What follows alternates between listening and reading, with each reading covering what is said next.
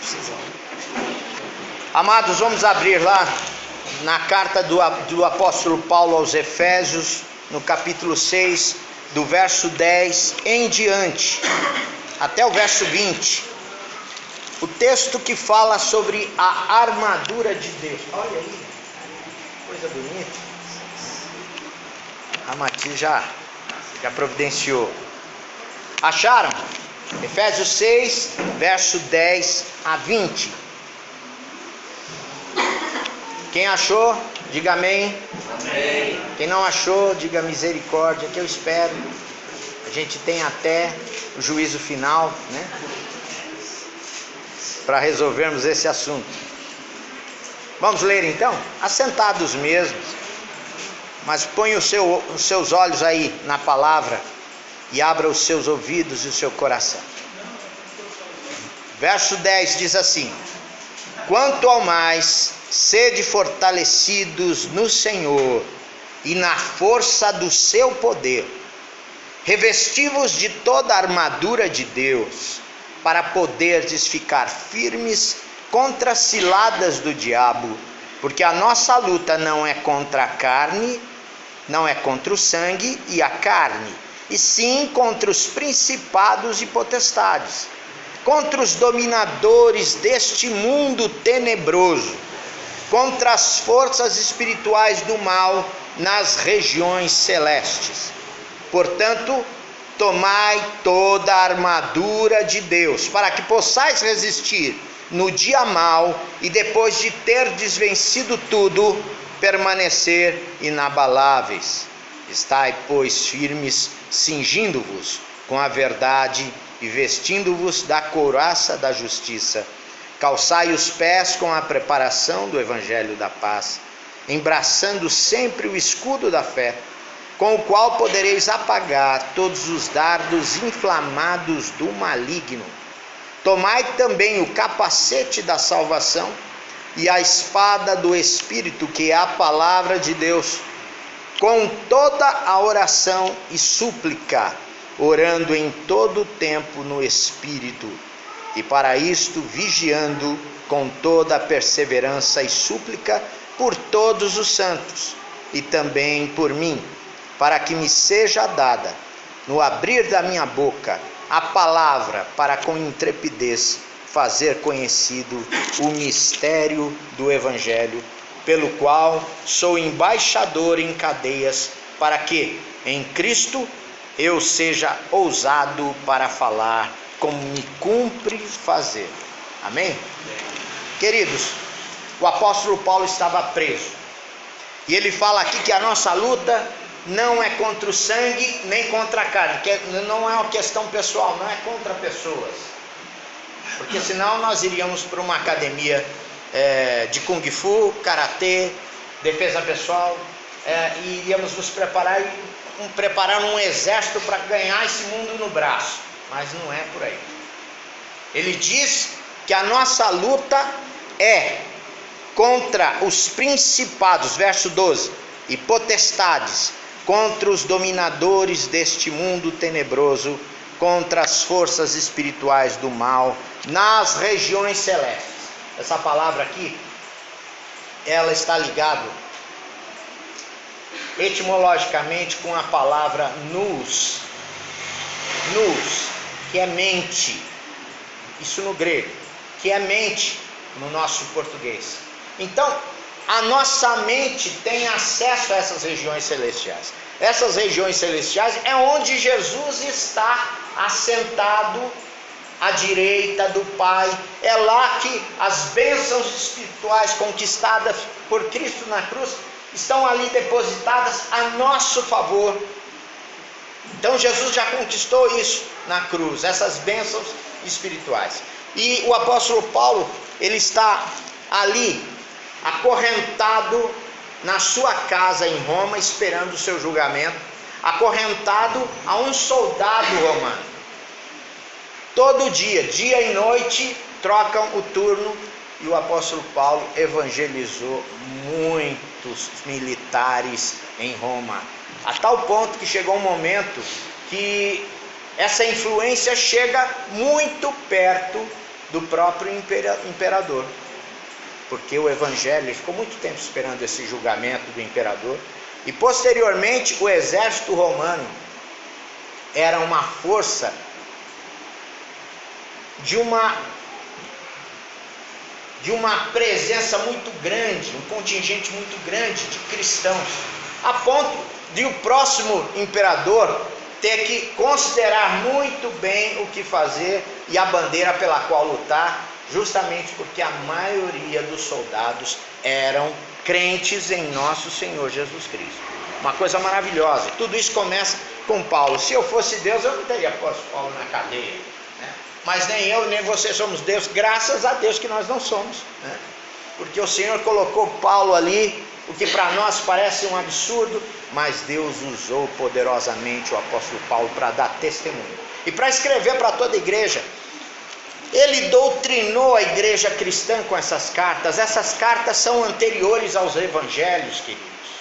Essas cartas são anteriores. Ele doutrinou a igreja, ele pregou o evangelho, nosso Senhor Jesus Cristo orientou, fundou muitas igrejas, e outras que ele não fundara, ele mandava essas cartas para essas igrejas e o pessoal era doutrinado.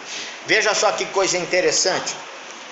O apóstolo Paulo fala aqui que nós somos, bendito Deus, no capítulo 1, verso 3, bendito Deus e Pai do nosso Senhor Jesus Cristo, que nos tem abençoado com toda sorte de bênção espiritual nas regiões celestiais em Cristo Jesus.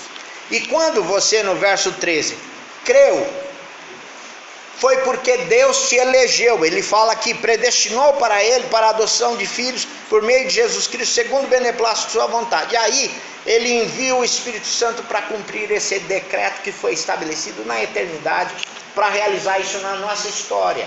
Deus não está limitado na história, o seu decreto é eterno. Eternidade a gente não entende, é difícil a gente explicar a eternidade. Nós não estamos na eternidade, nós estamos na história, somos finitos. Mas o Espírito Santo vem realizar isso de forma maravilhosa, que parece que é a gente que está escolhendo Jesus, mas é Deus quem está nos escolhendo. É o Espírito Santo que sela o nosso coração, porque nós estamos originalmente, naturalmente mortos nos nossos delitos e pecados. É que o apóstolo Paulo fala no capítulo 2, e ele vos deu vida, estando vós mortos nos vossos delitos e pecados. Morto espiritualmente não consegue crer, não consegue regenerar-se, ter a vida transformada, mas ele diz que esses mortos espirituais também são filhos da desobediência, porque andam segundo o príncipe da potestade do ar. E essa expressão é a expressão de alguém carregando um cachorro pela corrente e levando para fazer suas necessidades fisiológicas e básicas, atendendo os desejos do coração desse cachorrinho. Então nós somos comparados a esse cachorrinho energizado por essa influência satânica do príncipe das trevas, que vai satisfazendo as nossas paixões.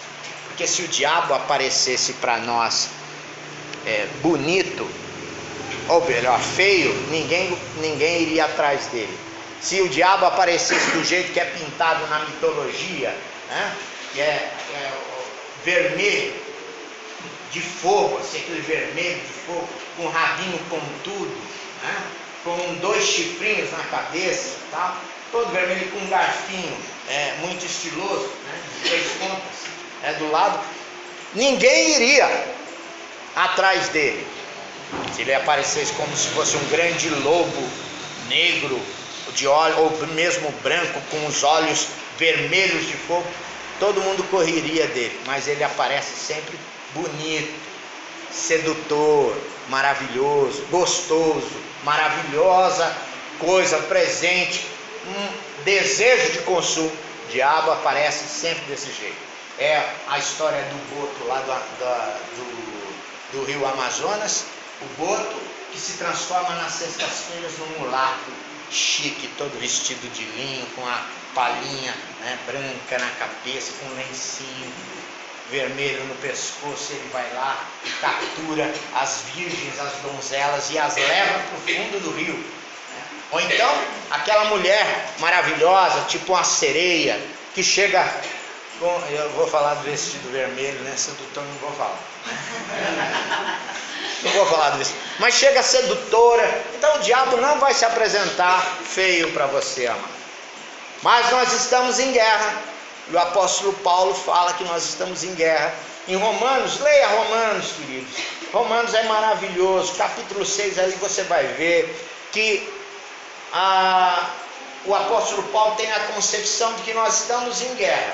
Nós temos dois exércitos, não tem uma terceira via, não tem um terceiro grupo, são dois.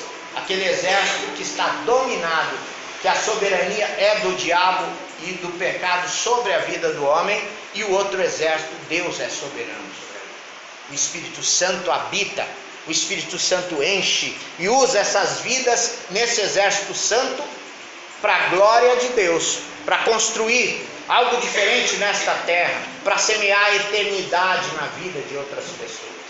Então tem dois exércitos, não tem jeito. Então o apóstolo Paulo está falando aqui, nós fomos ressuscitados em Cristo Jesus, pela graça sois salvos, mediante a fé, verso 8, capítulo 2, isso não vem de vós, é dom de Deus, a fé não vem de vós, é dom de Deus, é por isso que é graça, mas essa graça não é uma graça barata, é graça cara, custou o sangue de Jesus, vocês viram o alto preço, pois somos feituras dele, ele nos criou como um poema, para a sua honra e para a sua glória, criados em Cristo Jesus para boas obras, as quais Deus de antemão preparou para que andássemos.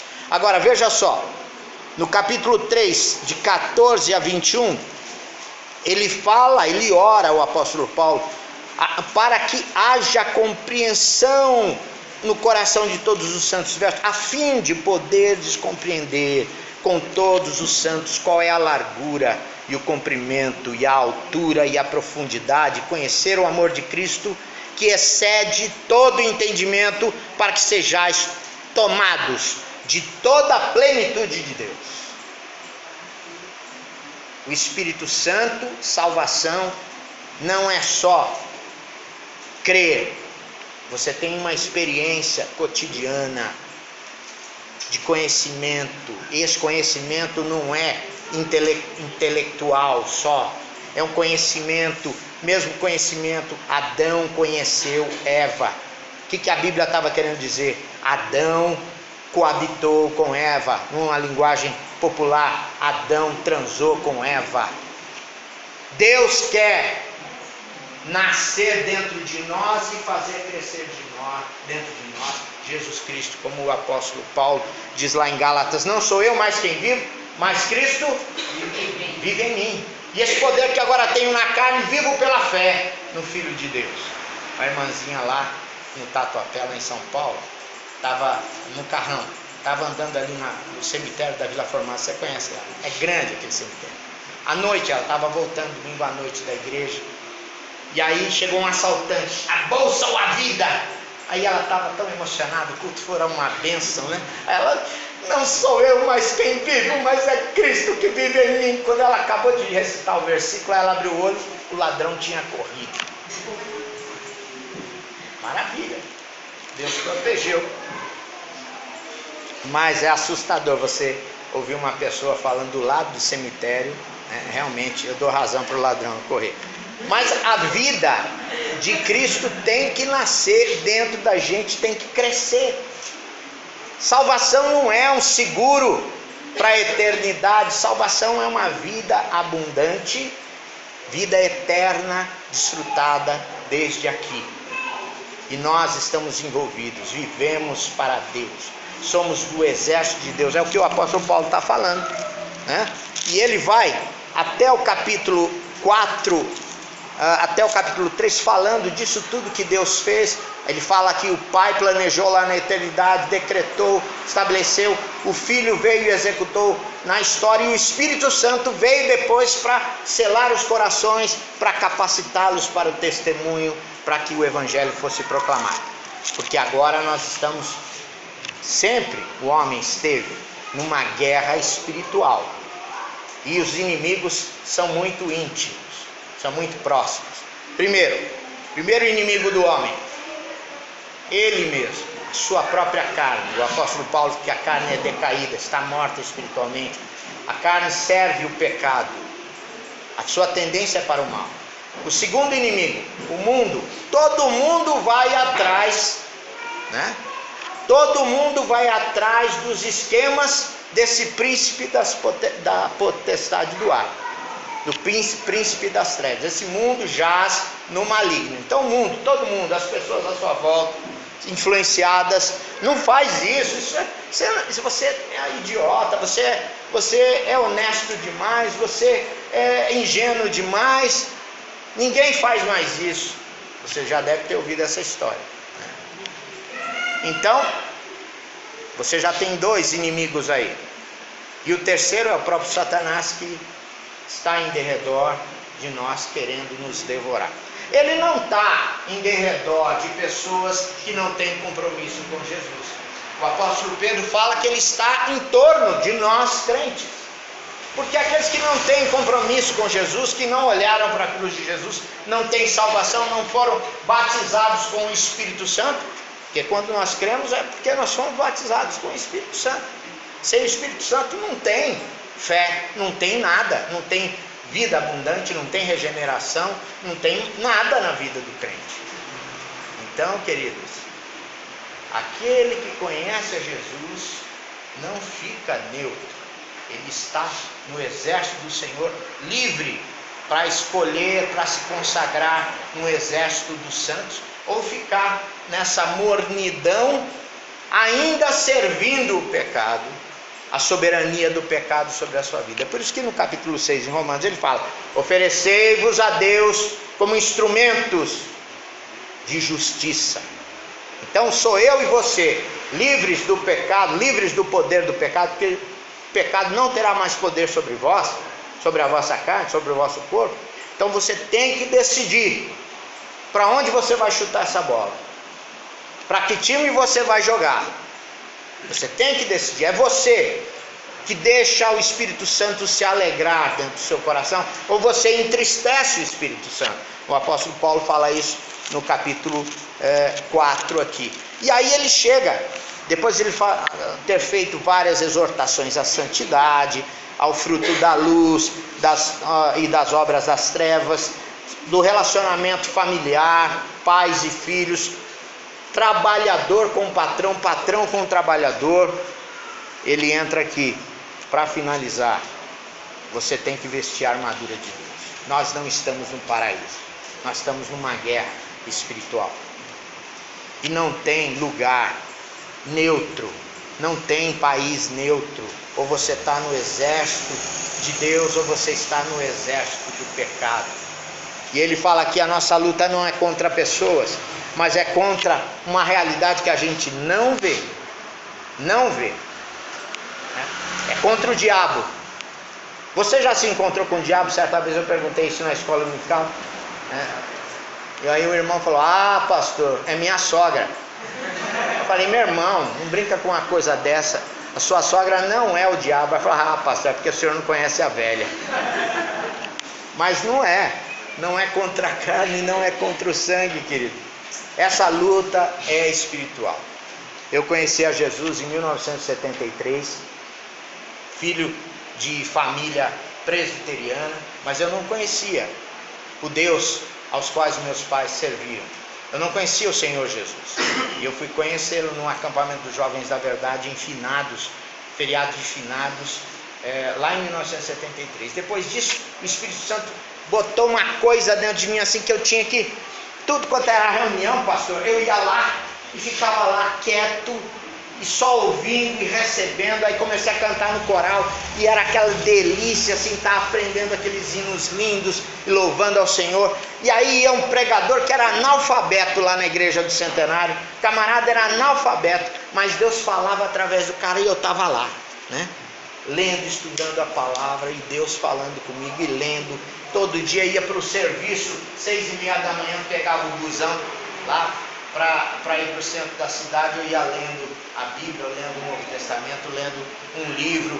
Li muitos dos livros do irmão André e tantos outros que me abençoaram naquele crescimento. A vida de George Miller, de Hudson Taylor, missionários, né?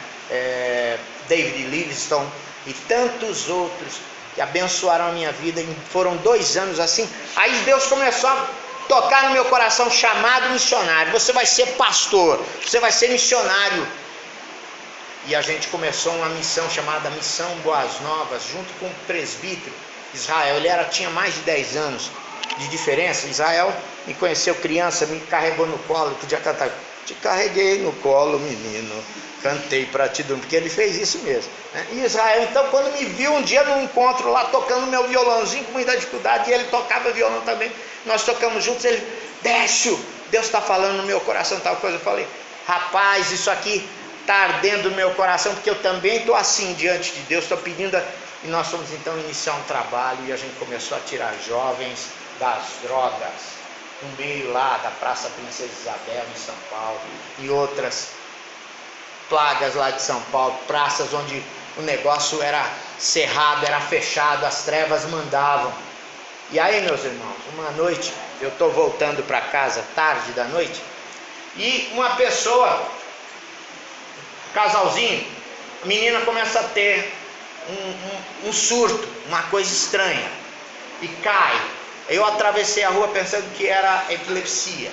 São Paulo tem muita dessa crueldade, ninguém atende quem é epiléptico. Eu atravessei e fui lá, eu vou ajudar.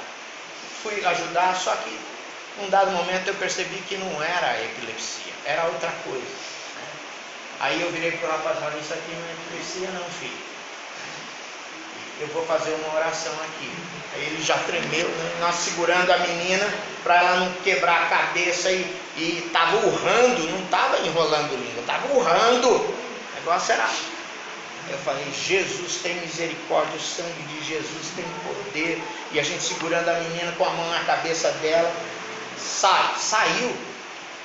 Eu era um menino, mas o nome de Jesus tem poder. Amém. Jesus Cristo estava ali comigo. E a menina voltou à consciência. Aí eu comecei a falar para ela: filha, menina, por que você está envolvida? Eu estou num terreiro de macumba assim e tal. Aí eu falei: olha, procura uma igreja que pregue Jesus Cristo como o único suficiente Salvador. E a Bíblia como única regra de fé prática. Porque eu nem terminei essa frase, parou um carro assim, abriram as portas, enfiaram a menina para dentro e foram embora. Nunca mais eu vi. De repente eu estava sozinho, eu e o menino. Eu falei: o que aconteceu? Ele: não sei.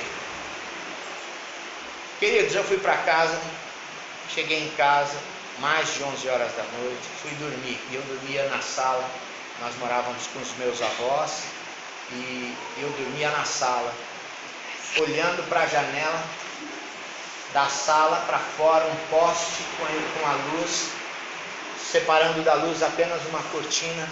E de repente eu, de olho aberto, meditando, orando sobre tudo que tinha acontecido, de repente foi como se a sala se enchesse de fumaça.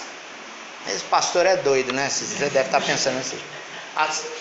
A sala se encheu de fumaça, assim, eu comecei, eu muito corajoso, né? Tremia dos pés à cabeça, e uma silhueta escura andava para lá e para cá, ameaçadoramente. Eu, morrendo de medo, comecei a clamar o nome de Jesus. Deus tem misericórdia, Senhor, o nome do sangue de Jesus tem poder, Senhor Jesus tem poder e tal. Clamei, até, exaustivamente, até tudo se dissipar. Quer dizer, não foi uma moça bonita, não foi um rapaz, foi um negócio assustador. Essas coisas só acontecem com quem começa a comprometidamente com Jesus a atuar para salvar vidas, a atuar de forma relevante, ok? Na história, né? Não é porque você é maravilhoso, porque você é muito bom, é porque Deus está usando você e mais um grupo de pessoas para abençoar, para libertar outras pessoas. Então o diabo começa a mostrar os dentes para você. Mas o que a Bíblia diz sobre isso? Diz assim: resistir ao diabo e ele fugirá. A gente resiste com as armas que Jesus nos tem dado. Leva tu contigo o nome de Jesus o Salvador, este nome dá conforto, hoje e sempre onde for. Não é assim? Hino presbiteriano. Mas a gente, se falar um negócio desse, esse pastor não é presbiteriano não. Queridos, eu nunca frequentei uma igreja pentecostal. Simplesmente a gente saiu para evangelizar fora da igreja. Quando você sai para evangelizar fora da igreja, você vai encontrar o capeta. Não tem jeito. Eu vou contar isso para vocês de que jeito? Não pode contar não. Amados, o apóstolo Paulo está falando aqui que a gente tem que se fortalecer no Espírito Santo, na força do seu poder, e é o Espírito Santo. A gente tem aqui, antes no capítulo 5, fala assim: não vos embriagueis com vinho, mas enchei-vos do Espírito Santo. E essa expressão é enche hoje, derrama, esvazia e enche de novo. Então nós temos missão a cumprir, e a gente não cumpre no esforço da nossa carne. E ele fala aqui dessa armadura de Deus, 7 coisas que são significativas, muito importantes. Portanto, tomai toda a armadura de Deus, verso 13, para que possais resistir no dia mau, e depois de terdes vencido tudo, permanecer inabaláveis. Olha aqui: estai, pois, firmes, verso 14, cingindo-vos com a verdade, e vestindo-vos da couraça da justiça. Cingindo-vos, veste a roupa do soldado, a roupa de baixo dele, que cobre, uma malha que cobre o corpo, é a verdade. A verdade, conhecereis a verdade, e a verdade vos libertará. Quem é a verdade? Eu sou a verdade e a vida, ninguém vem ao Pai senão por mim. Eu sou o caminho, a verdade e a vida. Conhecereis a verdade e a verdade vos libertará. A verdade do Evangelho de nosso Senhor Jesus Cristo. Você conhece isso, você se veste dela, é a tua intimidade, no mais íntimo, você está protegido. Vestindo-vos da couraça da justiça. Quem é que é a justiça de Deus para nós, que nos faz adentrar a presença e comunhão do Senhor? É Jesus Cristo. A justiça, a retidão, o poder de Jesus. Deus, através de Paulo, no capítulo 5 de Romanos, diz que nós fomos justificados, quer dizer, fomos declarados justos. Mas não só isso, quando Deus olha para nós, não vê o pecador, o décio pecador, vê Jesus Cristo santo, reto, justo. Somos declarados justos, mas ele também, pela operação do Espírito Santo, começa o processo de regeneração na nossa vida, de conversão. Cristo é um feto que começa a crescer, como o apóstolo Paulo fala: não sou eu mais que é Cristo que vive. Então Cristo começa a viver, que ele cresça e que eu diminua, como João Batista disse, que Jesus cresça em minha vida e eu diminua. O meu eu, a humildade na nossa vida é característica primeira do bem-aventurado, do autoesquecimento, que é o poder do Espírito Santo na nossa vida, faz a gente se esquecer de você mesmo, né? E então o apóstolo Paulo está falando aqui: cingindo-vos da couraça da justiça, é a segunda coisa. A terceira: calçai os pés com a preparação do evangelho da paz.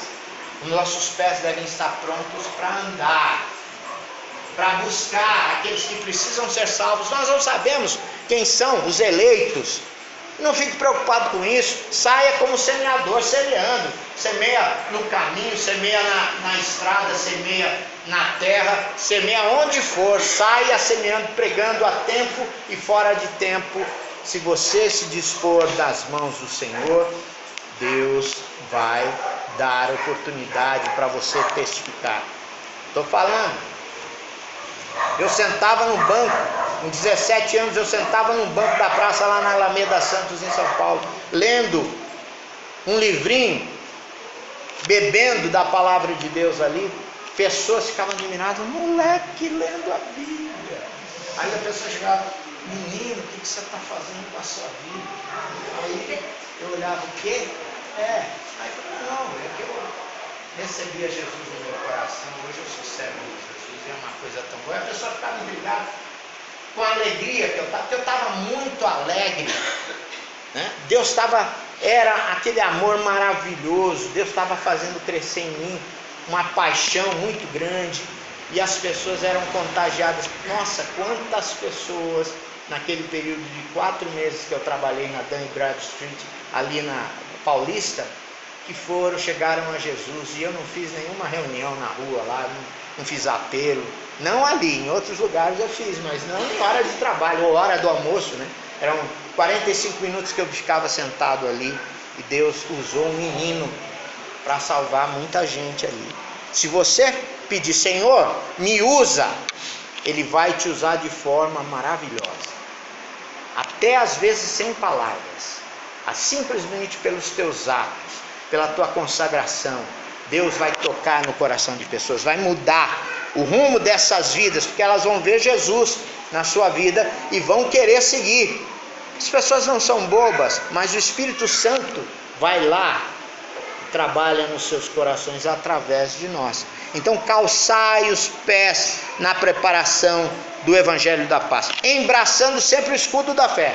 O escudo da fé que ele está falando aqui não é um escudinho redondo que normalmente aparecia, era um escudo maior, que ele era todo com uma armação de metal e no meio de couro e feltro, que era para molhar ali, quando recebiam as setas inflamadas do inimigo, que eram uma das armas mais perigosas na guerra. Aquele escudo grandão que parecia uma porta, encharcado de água, apagava essas setas.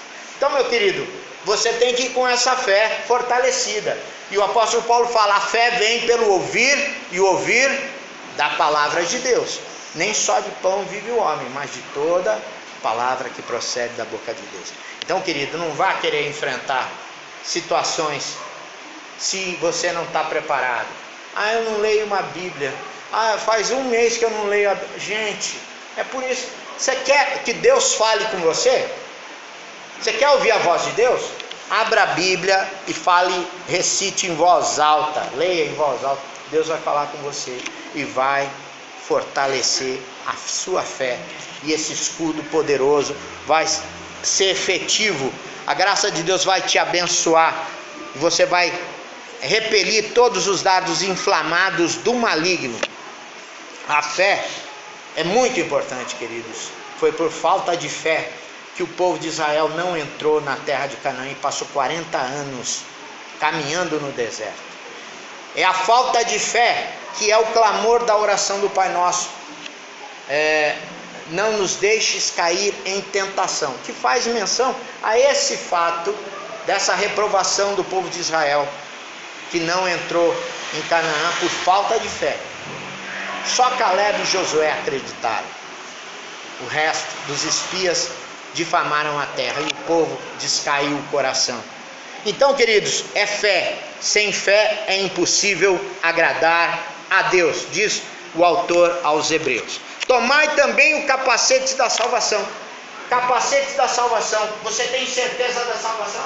Você tem certeza que se de repente você tropicar aqui, bater com a cabeça no poste e você acordar, onde você vai acordar? Se você é de Jesus, você acorda no céu. Você acorda na presença dele. É a certeza da salvação, é o capacete da salvação. É aquilo que Romanos 8 fala. Nada pode nos separar do amor de Deus. Ninguém nos arrebata da mão de Jesus. Somos dele, comprados com precioso sangue. Então bota isso na tua cabeça. Quando você estiver para baixo, leia lá Romanos 8 mais uma vez. Põe o capacete da salvação, né? E a espada do Espírito, que é a palavra de Deus, ela é a nossa arma. Se você não come essa palavra de Deus diariamente, se você não busca o Senhor em oração e na palavra, você não vai estar fortalecido. É uma arma poderosa, é a arma de ataque. É com ela que nós vamos rasgando e abençoando as pessoas. Toma a espada do Espírito. E a última e a sétima arma mais poderosa que Deus nos deu em Cristo Jesus como uma bênção nas nossas mãos. O verso 18. Que arma que é essa? No verso 18. Oração, amados. Oração e súplica em todo tempo e no Espírito Santo, e não só por você, orando pelos santos, por todos, intensa e por todos, no Espírito, envolvimento direto, perseverante, súplica por todos os santos e também por mim, pelo apóstolo Paulo, e por mim também, pelos Silas, por quem quer que esteja aí envolvido na proclamação do Evangelho, que a igreja está envolvida nessa proclamação, para que a gente apresente com intrepidez a palavra do Senhor, pelo qual Evangelho, Paulo é embaixador em cadeias, está preso para que em Cristo eu seja ousado para falar como me cumpre fazer. Então é isso que o apóstolo Paulo está falando aqui. Ele nos quer usados nas mãos de Deus, instrumentos abençoados por Deus, pelo Espírito Santo. Amém? Que você tome a armadura, que você se consagre, não fique aí pensando que está num campo neutro, num time neutro. Não existe isso. Ou você está lá, ou você está cá. Ou você está no exército de Deus, ombreando, tomando a armadura, o poder do Espírito Santo sobre a sua vida, com todas as bênçãos, com todas as 7 armas que Deus tem providenciado para nos abençoar. Ou você está fora, você está aí sendo problema. Você está aí sendo problema e não cooperando na obra. Você vira campo missionário. Você sabe o que é isso? Porque Spurgeon disse, e eu já falei para vocês aqui, o cristão ou é um missionário ou é um impostor. Então, ou você é campo missionário ou você é do exército de Deus. Não tem meio termo. Está na sua disposição. Salvo por Jesus Cristo, liberto, na tua decisão e escolha oferecer-se, consagrar-se ao Senhor. Eu estou te convidando a fazer isso decididamente, porque isso é razoável. Pelo preço que Jesus pagou por sua vida, pela minha vida, isso é razoável. É muito pouco, porque é Deus quem vai nos capacitar, é Deus quem vai nos abençoar e vai nos proteger e vai te usar para salvar muita gente. Gente que você não imagina. Gente que você não imagina.